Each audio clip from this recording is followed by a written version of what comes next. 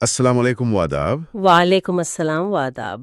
آج ہم ایک ایسے موضوع پر بات کر رہے ہیں جو سیدھا دل پر اثر کرتا ہے۔ جی بالکل، مال و دولت کی حقیقت، اس کی چمک دمک اور اس کے پیچھے چھپی آزمائشیں۔ بالکل، اور امام غزالی رحمۃ اللہ علیہ کا ایک قول ہے بڑا گہرا۔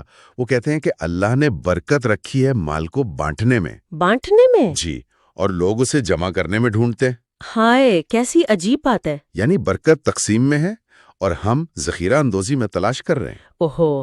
اور پھر قرآن پاک کی وہ آیت سورۃ الہمزہ والی، ہاں وہ تو دل دہلا دیتی ہے۔ جی ہاں، وَيْلٌ لِكُلِّ ہُمَزَةٍ لُمَزَةٍ۔ ہلاکت ہے ایسوں کے لیے، کن کے لیے؟ الذی جمع مالا وعددا، جس نے مال جمع کیا اور اسے گنتا رہا، بار بار گنتا رہا۔ اور سمجھتا کیا ہے؟ یحسب ان مالہ اخلدا، کہ یہ مال اسے ہمیشہ زندہ رکھے گا۔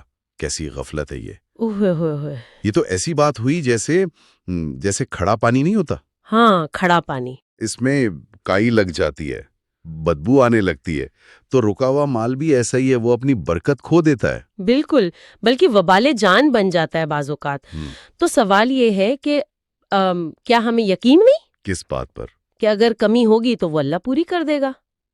کیا ہمارا توکل اتنا کمزور ہے؟ واہ واہ، کیا بات کہی۔ جو رب آج رزق دے رہا ہے، کیا وہ کل نہیں دے گا؟ کیا وہ چھٹی پر جا رہا ہے؟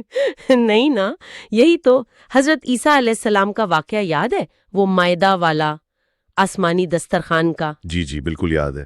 جب کچھ لوگوں نے کل کے لیے بچا کر رکھ لیا تو کیا ہوا؟ وہ نعمت آنا ہی بند ہو گئی۔ عیسیٰ علیہ السلام نے فرمایا کہ بھئی جو اللہ آج یہ بیچ سکتا ہے، کیا وہ کل نہیں بھیجے گا؟ تم نے روک لیا، اللہ کے رزق کو روکنے کی کوشش کی۔ تو پھر اللہ نے بھی رزق روک لیا؟ اللہ اکبر۔ جب ہم اللہ کی راہ میں دینے سے ہاتھ روکتے نا، تو پھر اللہ بھی اپنی عطاؤں کو روک لیتا ہے۔ یہ ایک اصول لگتا ہے۔ اسی لیے شاید حدیث میں آتا ہے کہ اللہ سے رزق کریم مانگو، صرف رزق نہیں، کرم والا رزق۔ بالکل، کرم والا رزق، کیونکہ بعض اوقات رزق تو آتا ہے، پیسہ آتا ہے، لیکن وہ اپنے ساتھ تباہی لاتا ہے، وہ کریم نہیں ہوتا۔ اور اس کی ایک بدترین شکل ہے حرام مال۔ او ہو۔ جی، لوگ سمجھتے ہیں کچھ نہیں ہوتا، پیسہ آ گیا، کام ہو گیا۔ ارے صاحب، حرام مال نسلیں اجاڑ دیتا ہے، نسلیں۔ وہی نسلیں پھر باپ کے خلاف کھڑی ہو جاتی ہیں۔ بالکل، وہی اولاد جو حرام پر پلی بڑھی، وہ باپ کا گربان پکڑتی ہے۔ اسی باپ کو اولڈ ہاؤس چھوڑاتی ہے، اس کی شکل معاشرے میں دکھانے سے کتراتی ہے۔ ہائے افسوس، حرام کا مال نسلیں برباد کر دیتا ہے۔ میں نے ایک ویڈیو دیکھی تھی کچھ سال پہلے۔ اچھا؟ ایک پولیس آفیسر تھے، ایس پی یا انسپیکٹر پتہ نہیں کون، لوگوں پر ظلم، رشوت، ان کے جسم میں، زندہ جسم میں کیڑے پڑ گئے تھے۔ لا حول ولا قوت۔ کیڑے؟ جی، زخموں سے بدبو آتی تھی، اولاد بھی چھوڑ گئی۔ استغفر اللہ۔ اور ڈاکٹر کہہ رہے تھے، وہ پنجابی میں، کہ تسی کچھ کیتا ہوئے گا جدی وجہ تو یہ حال ہے تہاڈا۔ یعنی تم نے کچھ کیا ہوگا جس کی وجہ سے یہ حال ہے۔ اللہ کا انتقام۔ اللہ کا انتقام۔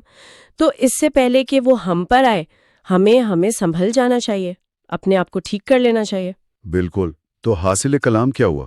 خلاصہ کیا ہے اس سب کا؟ خلاصہ یہی ہے کہ اصل برکت، اصل سکون، اصل کامیابی یہ مال جمع کرنے میں ہرگز نہیں، بلکہ اللہ کی راہ میں خرچ کرنے میں، نیک کاموں میں لگانے میں۔ اپنے دلوں کو بڑا کریں، اللہ کی دی ہوئی نعمت کو اس کے بندوں پر خرچ کریں، اور پھر دیکھیں اللہ کیسے اپنی رحمتوں کے دروازے کھولتا ہے۔